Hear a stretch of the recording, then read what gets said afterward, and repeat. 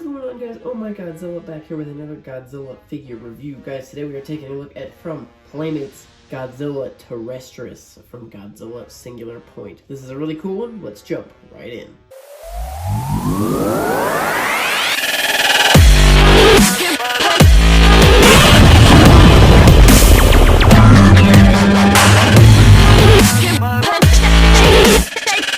Alrighty guys, let's first take a look at this box. It looks really nice. You got the Godzilla Singular Point logo, like here the Japanese and the textures and the English characters there. Godzilla Terrestris here, and a nice shot of him looking all cool and silly. Same shot there. Logo there. This box came a little bit beat up, but it was the only one at the store. Feel free to pause and read. Check out that barcode if you need it.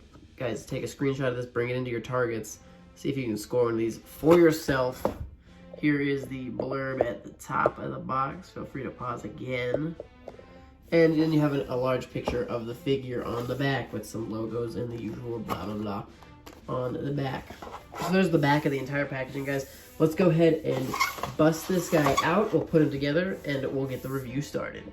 Alrighty guys, we are back. That tail was a bit of an intense project to put on. It's not on all the way the best it could be, but it was just a really tight fit. I had to soak the piece in warm water and really push it and rotate it to get it to pop into its socket. But that said, guys, the tail looks great. Look at this. For a Playmates figure, this tail is huge and really good. Let's start and work our way down though. So you got the couple of little fangs he's got. The few teeth on the front are obviously painted, and he's got the tusks kind of that'll evolve into bigger tusks when he becomes Godzilla Ultima, but not really any other paint done on the teeth, guys. Really just those couple of front ones.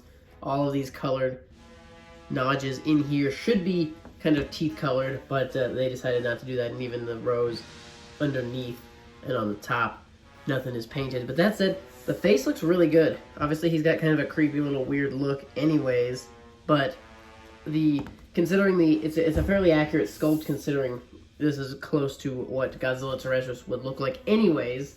Guys, the spines on the head, I'm a little torn on because I really like this kind of silvery color.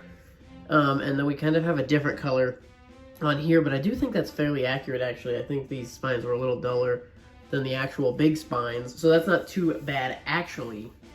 Then we have these silver spines, which look really good. Starting to work our way towards those big silver spines with the red highlights on them that Godzilla Ultima would have. I think this is supposed to have the highlights too, though. I can't remember exactly from Singular Point, but I think in Singular Point, Godzilla Terrestris has the red highlights, so these kind of lines going through the spines should, I think, be red, but they are not. Actually, I'm looking at the packaging now. They even are red on the packaging, so that is a missed paint apps opportunity there. But in terms of this red and blue, I think they look really cool. The red's a bit, I think, extensive, but it looks really good. How the red and the blue kind of blend into each other, going down the tail. You get back into these kind of peachish, tan spikes. The paint's a little lazy on those in terms of, the red spills up a little high on each of those, so that could have definitely been done better.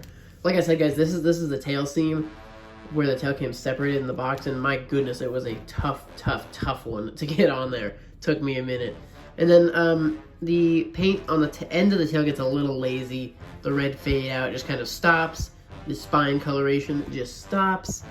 And we just have the remainder of the tail is just this blue, which, not the end of the world, but I wish they would have done the fade out of the spines and red a little better on there. The one thing I really do like, guys, check out these toe claws. They look great. They're really long, cool color on them. Kind of a lighter version of this paint. It would have been really easy for them to just recycle the paint that they used for the belly on the toes, so I'm glad that they did not. They mixed it up and used a different paint. That was really cool. The legs look great. They got the big spines up going on the top. Looks really cool. I wish they had painted the hand claws. That's something that I see as lacking. Guys, let's check out some articulation real quick on this guy. So you have a weird neck articulation, kind of articulates at the shoulders. That will go 360 though. It's just a goofy little point of articulation. You can make him look real silly from the front. Anyways, and then the arms, 360. One thing I do like about the arms is you have different sculpts. This one's kind of, you know, stretched out a little more, and this one's more at a right angle. So I really like that they did not just recycle the same exact arms. Playmates has been doing a really good job about that lately, I think, in terms of mixing it up and not just reusing the same arms. I like the pose the legs are in, how they're not just side by side. You got a little bit of three-dimensional to them. I wish they had painted these back toe claws. They did not paint these little hanging smaller ones, but that's okay. The legs can't go 360. You could probably push them further than this, but I don't really want to. But you can get pretty comfortable movement from here to here on them, as much as you'd really need to use practically. And then at where the tail meets the body, no articulation. This obviously has some rotation because that's the piece we plugged in. And then there's another little seam here on the tail, but it would need to definitely be broken if anything. I don't think it would be articulate anyways, but I'm not gonna break it and find out. I really like the smoothness of the under part of this tail. It's like it just looks really good. I like how it's really smooth, really bumpy and rocky up here on the top, and then the totally smooth. It reminds me of like a centipede or something underneath. You got the little legs sticking out, but I like the smoothness of this tail. And so the Godzilla Terrestris, pretty solid entry, guys. Let's go ahead and compare him to a couple of other figures real quick. I wanted to first compare him to Godzilla Terrestris from Bandai Japan. Here's the Bandai Japan entry. Guys, did Playmates beat Bandai Japan at their own game? I think yes. I think the Playmates look better. What do you guys think? Playmates has more red on the top. Playmates did not paint the hand claws though. They do have a lazy paint job done on the front of the Terrestris Bandai Japan. So there's a point for Bandai Japan. But I think, you know, and then the tail's longer. Bandai Japan has an even worse cutoff of paint. Look at this, that's horrible. That cutoff is just really bad. Like, they probably assembled this piece of the tail and this piece of the tail separate. Painted this one, didn't paint this one. And then obviously this with the body probably was a different piece too. You can see the seams are there and there. So I think the Bandai Japan looks good, and mine has some really bad paint on the face. Look at those orange speckles coming across the face. Huh. Did not even notice that earlier. But yeah, I think Bandai Japan's a pretty decent installation. Obviously it's got the really fun, cool tag. But I think overall, the Playmates wins. And it actually looks like, check out the picture of the tag on the Godzilla Bandai Japan, and the picture here looks probably like they almost used the same thing. Just a cool little thing to note. Godzilla Terrestris, guys, how's he going to scale with another Playmates figure? Here is the 2014 Godzilla just came out.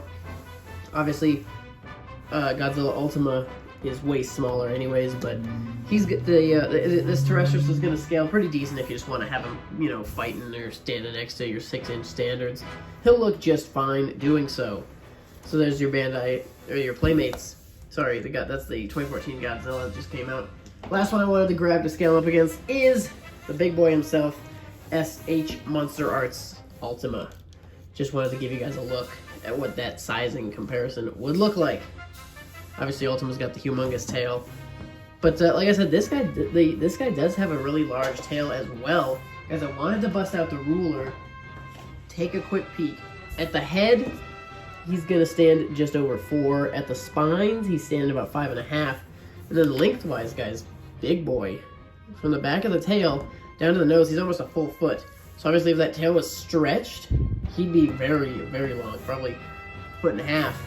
So it's really, I really definitely appreciate Playmates making this such a big figure. I'm just noticing the little ear hole they didn't have to do. That's cool. Let's assume that's what that is. But guys, let's take one last quick peek at the detail. Let me know in the comments below what you think of this figure. Check it out. Again, screenshot that barcode I showed you earlier. I got this guy at Target, $12.99, and he's available now, so should be shipping around. Hopefully you guys could get one shortly here. Let me know in the comments if you have this guy, if you're planning on getting him, or if you're gonna pass, and why.